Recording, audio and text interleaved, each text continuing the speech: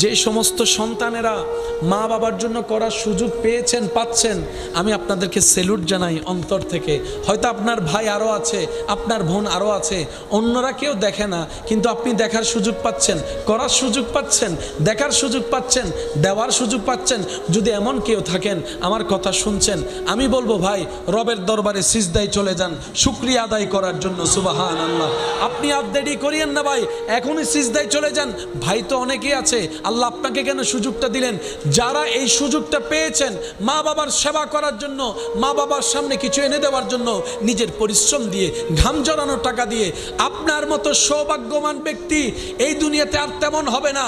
কারণ মা বাবার সেবা করতে পারা এটা রব্বুল আলামিনের স্পেশাল রহমতের অন্তর্ভুক্ত। সুবহানাল্লাহ। সবাই করতে পারে না। যারা সুযোগ পেয়েছেন আল্লাহর দরবারে শুকরিয়া করার চেষ্টা করবেন, দেখবেন আল্লাহ আপনাকে আরো বাড়াই দিবে, আরো বাড়াই দিবে।